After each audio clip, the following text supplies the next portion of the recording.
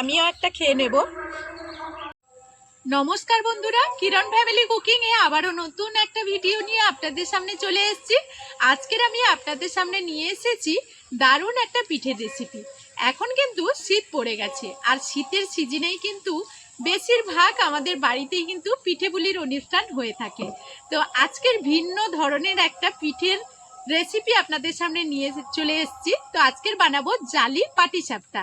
তো চলুন পুরো ভিডিওর সঙ্গে থাকুন, আশা করব আজকের ভিডিওটা আপনাদের কাছে ভালো লাগবে। তো এখন আমি প্রথমেই কিন্তু একটা নারকেল আমি ছাড়িয়ে নিয়েছি পাটিসাপটা বানানোর জন্য, জালি পাটিসাপটা। তার জন্য আমি কিন্তু নারকেলটা কুড়ে নেব।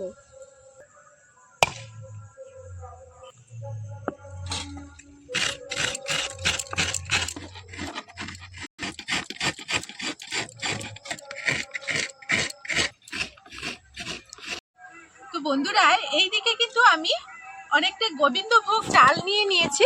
তো চালটা আমি 5-6 ঘন্টা আগে ভিজিয়ে রেখেছি। তো এখন চালটাকে বেটে নেব। এই জালি পাটিসাপটা পিঠে তৈরি করার জন্য কিন্তু অবশ্যই করে এইভাবে আমি গোবিন্দভোগ চাল নিয়েছি। আপনারা কিন্তু আপনাদের পছন্দ মতো চাল নিয়ে নেবেন। আতপ চালেও হবে, এমনি আমরা যে ভাত রান্না করে খাই সেই চালেও হবে। সেই চাল এইভাবে ভিজিয়ে রাখতে হবে। কোনো ধরনের কিন্তু চালের গুঁড়োতে এই রেসিপিটা হবে না। তো চলুন এখন কিন্তু শিলনোড়াইতে খুব ভালোভাবে পেস্ট করে নেব।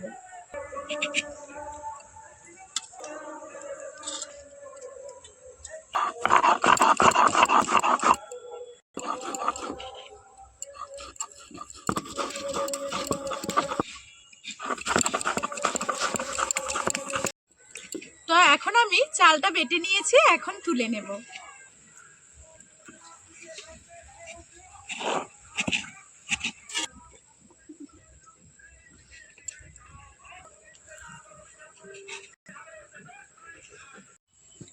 এখন আমি নারকেলটা যে কুড়ে নিয়েছি, নারকেলটা এখন পুর তৈরি করে নেব।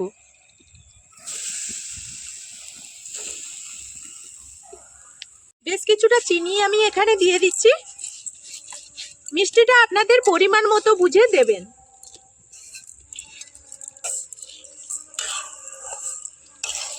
এখন চিনি আর নারকেলটা খুব ভালোভাবে মিশিয়ে নিয়ে হালকা আঁচে অনবরত নাড়াচাড়া করে নেব। এখানে আমি 2টো এলাচকে ফাটিয়ে নিচ্ছি, ফাটিয়ে এখানে দিয়ে দেব।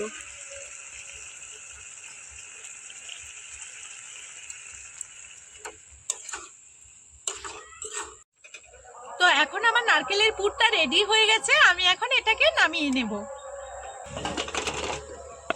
আপনারা চাইলে কিন্তু এই নারকেলের পুরটা আপনারা গুড় দিয়ে করতে পারেন। এখন তো খেজুরের গুড় হেমেশাই পাওয়া যাচ্ছে, সেই গুড় দিয়ে করতে পারেন। আপনাদের কিন্তু আমি প্রথমেই বলেছি আজকের জালি পাটিসাপটা পিঠে বানাবো, সেই কারণে আমি এইরকম একটা বোতল নিয়ে নিয়েছি। বোতলটাকে এখন বোতলের এই মুখটাকে আমি ফুটো করে নেব।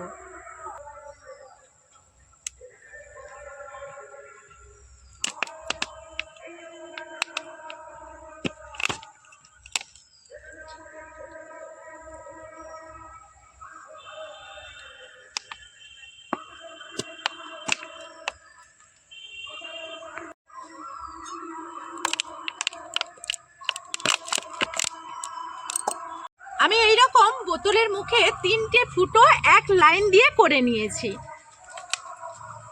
এখন আমি জালি পাটিসাপটা বানানোর জন্য এই বাটাটাকে খুব ভালো করে রেডি করে নেব।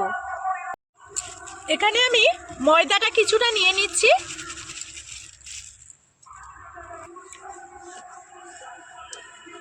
আর যে চালটা বেটে রেখেছিলাম সেটা এখন নিয়ে নিচ্ছি। এখন কিন্তু এখানে অল্প অল্প জল দিতে হবে।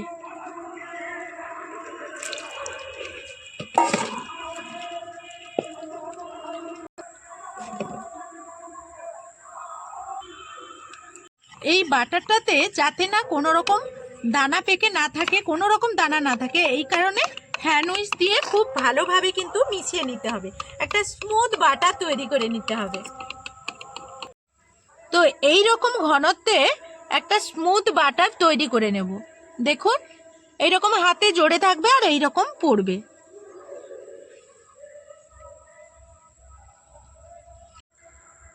এখন আমি বাটারটা একটা বোতলের মধ্যে ঢেলে নিচ্ছি।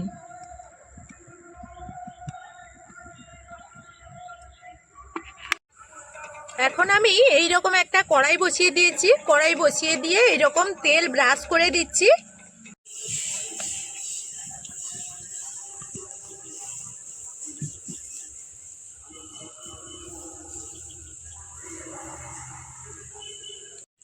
এখন আমি এইভাবে একটু পুর দিয়ে দেব।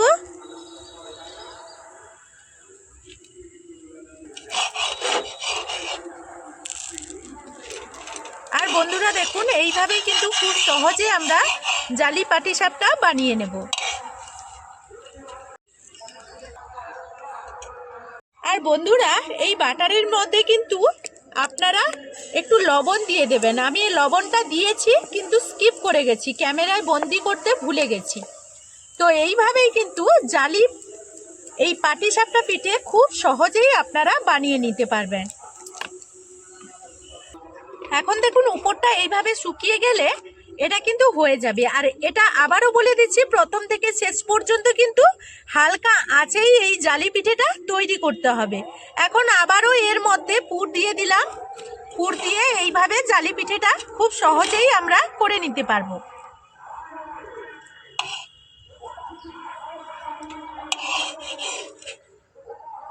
দেখুন এইভাবে আবারও একটা আমি তৈরি করে নিয়েছি। তো এখন আমি আবারও একটা তৈরি করে নিচ্ছি। তো একইভাবে আবারও আমি এরকম পুর দিয়ে দিচ্ছি, মাঝখান দিয়ে এইভাবে পুর দিয়ে দেব। আর এইভাবে কিন্তু আমি তুলে নেব। আর এগুলো কিন্তু খুব সহজেই কিন্তু উঠে যাবে। এই জালি পাটিসাপটা কিন্তু ওঠাতে এমন কিছু কষ্ট বা অসুবিধে হবে না। এইভাবে দেখুন খুব সহজে আবারও একটা আমি জালি পিঠে তৈরি করে নিলাম। তো বন্ধুরা এখন কিন্তু মোটামুটি কিছুগুলো তৈরি করে নিয়েছি। আর এরপর আবারও তৈরি করব, কারণ অন্ধকার নেমে আসছে। আর এখন কিন্তু আমার ছেলেও চলে এসছে। তো আমার ছেলেকে একটা দিয়ে দেব। এই যে নাও বাবা।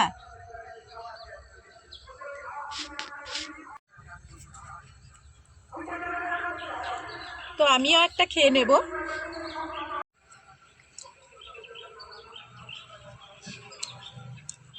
আর এই পিঠেটা একেবারে নরম তুলতুলে হয়। এইভাবে শীতের সময় একবার হলেও বানিয়ে খাবেন। বাবা কেমন হয়েছে? ভালো হয়েছে। হ্যাপি। মা আরেকটা দাও না। আর একটা দেবো? আচ্ছা খাও।